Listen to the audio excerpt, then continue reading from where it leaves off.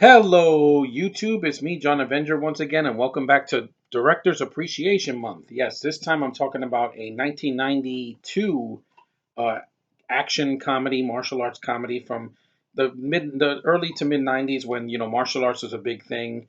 Right after the Karate Kid came out, you had like Surf Ninjas and Ninja Turtles and Mighty Morphin Power Rangers and a bunch of other stuff. You had like the what was it?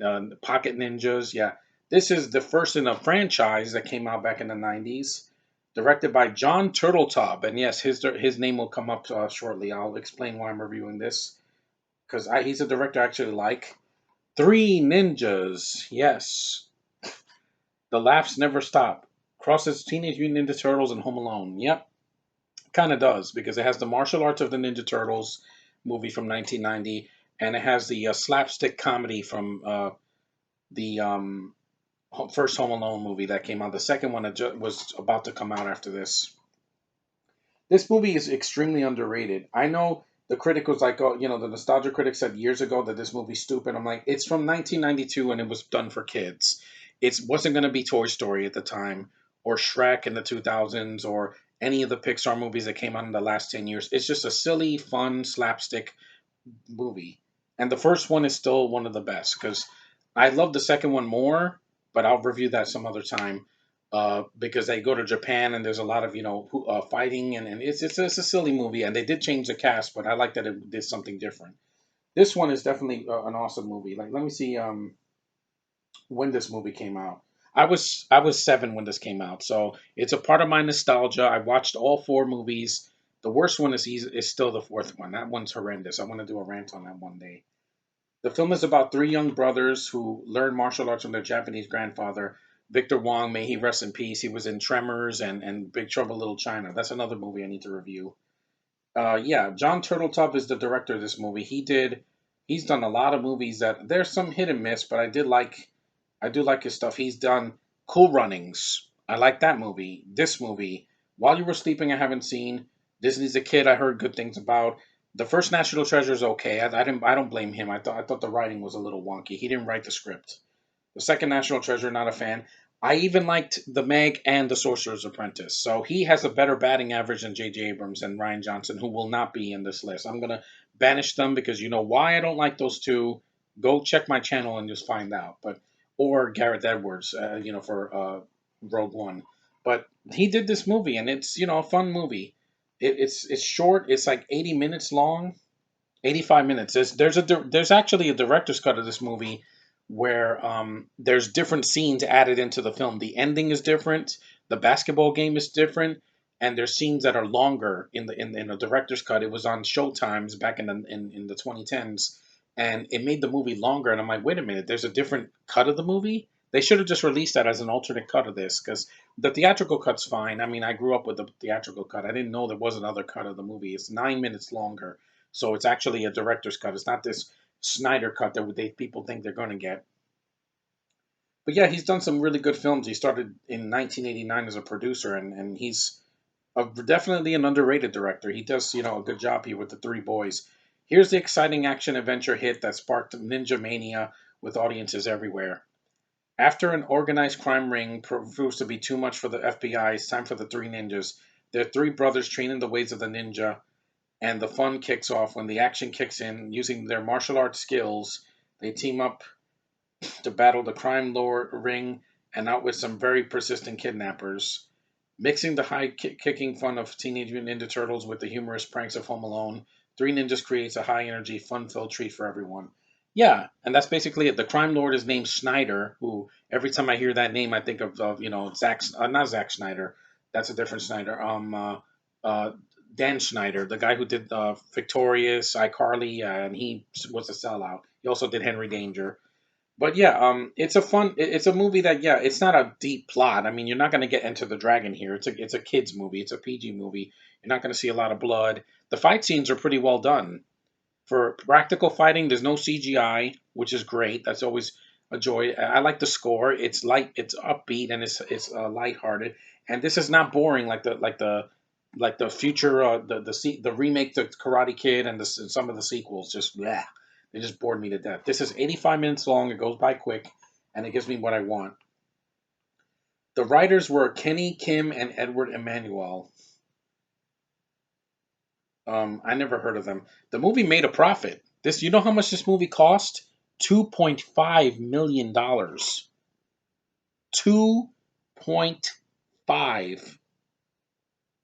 That's less. That's cheaper than the Raid Redemption, the Raid 2, and any martial arts movie that's come out in Japan or China for the past 10 years. 2.5 million, and it made $29 million. Damn. That's a huge haul. That's like what Joker did last year at the box office. And I'm like, wow. See, because the original cut was 96 minutes. That's the theatrical, that's the extended TV version. That's 9 minutes longer. And the ending is different because in the theatrical cut, the boys are in the car, and the grandpa's like, boys, boys. But in the theatrical in the extended cut, the bullies come back, and the scene is longer. And I'm like, it's more like a downbeat ending. And I was like, it's kind of bittersweet, but I like the theatrical cut better. The casting: Michael Trainer is Samuel Rocky. There's Rocky Colton Tum Tum. The red, no, the green, the blue, and the orange ninja, because I was gonna say Power Rangers, but no, that came out a year after this. And yeah, Michael Trenner, he's a good looking kid. He looks like Jamie Lee Curtis if it was a boy. You have Max Elliott Slade. He's the only actor in three of the movies, the only ninja that was in three out of four of the films, because in four they changed all the kids and they all sucked. But he's the best actor. He's the best of the three kids. He's Jeffrey Colt Douglas, and then you have Chad Power as Michael Tum Tum Douglas, who I related to because I was a kid. I was around the same age as him when I saw the movie in 1992, and I loved eating. And he's the youngest, so I was the youngest once. And yeah, and he plays video games. So there's a scene that he's playing Mario 3 on the NES. It's a good scene because I played that game a lot when I was a kid. Victor Wong as Grandpa Mori. In this version, his name is Mori Tanaka, but in the second movie, they kind of retconned and they called him Mori Shintaro. So they changed his last name, kind of like what they did with Uncle Jesse in Full House. His original last name was Cochran, and then they changed it to Katsopoulos, which I think is better. You also have the parents. You have Alan McRae as Sam Douglas, and you have Margarita Franco as Jessica Douglas, a beautiful woman, older woman. You have um, Rand Kinsley as Hugo Snyder. This guy is so over the top. I don't know what kind of an accent he has, but he's like, sometimes he has an accent. He's so over the top. He's like, "Ooh, the FBI! Ooh, nice to drop in." He's so over the top, but he's still a fun villain. And then you have what was it? You have these three guys. What's it called? Fester, Marcus, and Hammer. There's these three dudes that they hang out. They're basically like the two robbers in Home Alone, and they try to kidnap the boys and Emily, the girl that Rocky loves. Her name is Emily, Kate Sargent. Yeah, there's a lot of actors here you probably have never heard of except for Victor Wong. But yeah, the movie Olga received negatively by critics. It's a kids movie. This wasn't like the high in the '90s. The only kids movies that got a ton of praise were films like The Goonies, and well, in the '80s that was a big hit. And also the first Home Alone wasn't especially well received by critics when it first came out.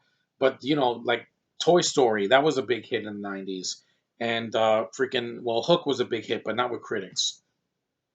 And yeah, not a lot of kids movies were critically proof unless they were animated, or they were the Disney Renaissance, Aladdin, Beauty and the Beast, Lion King, the originals, not the remakes. Those are all praised because they were animated and it was Disney. This wasn't a Disney movie, it's Touchstone, even though that's owned by Disney now, but it's not on Disney Plus. It holds a 29% rating on Rotten Tomatoes. Among the most negative, Stephen Holder said that the film can't seem to make up its mind whether it's a comedy, a fantasy, or an adventure film. And beneath all the excitement, the message that Three Ninjas conveys is anything but reassuring. It did attend a favorable response from Kevin Thomas. Said that although their attention may wander, parents can be grateful that there's some substance as well as some fun in this Disney release. Well, technically, it's not a Disney release. This doesn't have the Disney marker. It's just a company, Touchstone, that which was owned by Disney, but this is not on Disney Plus because I guess because they would cut it for the violence or whatever. Um, Later on, it will receive a cult following. Yes, it does because this is a good movie. This is a fun movie for its camp factor again because Power Rangers came out a year later and it was a massive hit. To this day, it's still around. And It would spawn three less successful sequels. I know the second movie release was actually the third one in production, and then the second movie was released third, which was Knuckle Up, which I didn't care for. That one just it had the same cast, but it didn't have any of the heart of the first one. Yeah, it was a huge financial success and turned out to be the most profitable film of the year in terms of cost to gross ratio, just like Joker was last year, because it didn't cost $300 million and it made $1 billion, guys, over $1 billion. Legacy: Slade, Power, and Trenner host an annual screening and Q&A in Oak Park, California, each April. That's awesome. And considering that we're almost in the 30th anniversary of this movie in 2022, I would love to go see the movie with those three guys so I can laugh my ass off. And I just love my nostalgia. This movie's nostalgic. It's not deep thought, but Turtletub does a good job directing kids. That's why he did that. And yeah, also the fight with Maury at the end with him and Schneider is actually pretty good. It's mostly a stunt man because Victor Wong was very old, but it's still well done. It's hand to hand combat. And like I said, the things the Home Alone traps you have. Um, there's scenes where the kids are putting the traps. They're like they throw like some garlic powder on their faces, and they give them laxative inside of the inside of the soda. And one of the kids tries to choke the Fester, the guy with the hat, on the stairs. And yeah, it is like Home Alone. They throw CDs at them, which, by the way, yes, don't ever throw a CD or a DVD. It can hurt somebody. It's not a frisbee. It's very dangerous. There's a scene where Fester and the guys put pizza in this old lady's face, in the babysitter's face, and that's pretty funny. And I also like the what's another funny scene? Um, yeah, the guys always say "dude" because it was the '90s, guys. Everybody said "dude" at the time. Um, and they sound like surfers, but I'm like, again, it was the '90s. It is a dated movie, but it's not so dated that it's horrible. Like I said, I loved watching this when I was a kid. Yeah, let me read the international version. That's the version I was talking about. That's longer. The international cut of the film features a number of small parts of scenes that were cut from the movie for its American release, most likely to ensure a PG rating. Among the cut scenes, extra footage of Snyder's escape in which he confronts two FBI's and he promptly defeats. A scene where the robbers fire a gun in the convenience store and tying the clerk behind the counter. That's not that violent because I saw Ninja Turtles when I was a kid. A scene in which the robbers get the Douglas family address from Brown. Additional footage of Grandpa trailing Snyder to get to his ship hideout. Numerous small portions of scenes where the robbers invade the Douglas house, including Colt beating the robbers after getting them under a tarp in the room being renovated at a scene of Fester. The leader of the robbers asking his Uncle Brown if he could be paid. Extra sarcastic dialogue while the boys are locked up in Snyder's ship. Yeah, that was the scene I added.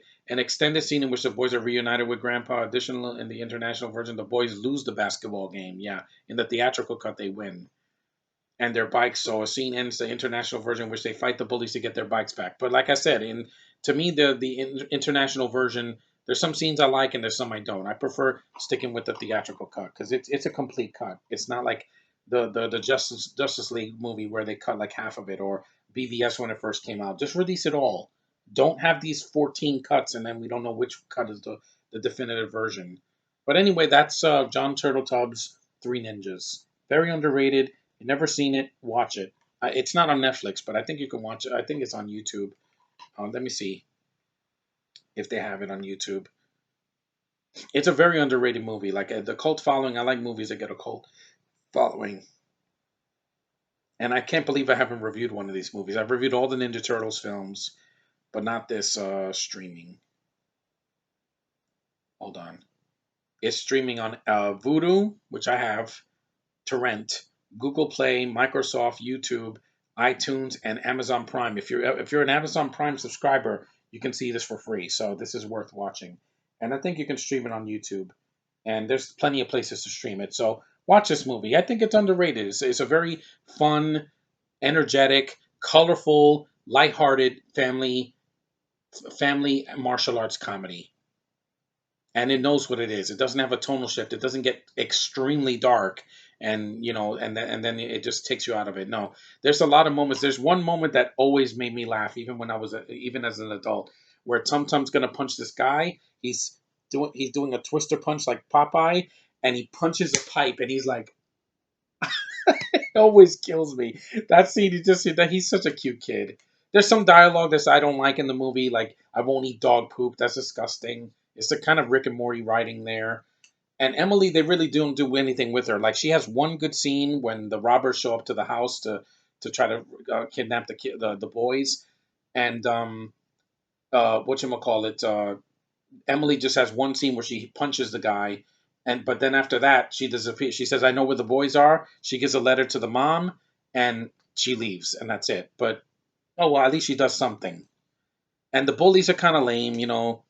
There's a fat kid, and there's a bunch of them. There's a tall blonde guy, and they play a basketball game. It was the '90s, but other than that, it's a fun movie, and I would definitely recommend watching at least this one, and Kickback.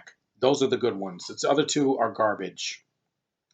Third one's dull. It's a tried and true sequel, and High Noon and Mega Mountain is one of the worst sequels I've ever seen. So avoid that one. It doesn't even have the original cast of boys back. This one does, and even though they recast people in that Kickback, the guy that played Rocky and Tum Tum are actually pretty good. And of course, Max Slade comes back, so as Colt. So this is definitely one of the best ones, and it's worth a watch. Thanks for watching. Wow, 16 minutes, and I'll see you in the next one. John Turtletub, thanks for giving me a piece of nostalgia for my childhood and also Cool Runnings. You're the man. I hope you do another good movie because I like the Meg. You're a very underrated director. You deserve more work instead of the hacks that we got nowadays. But later, guys.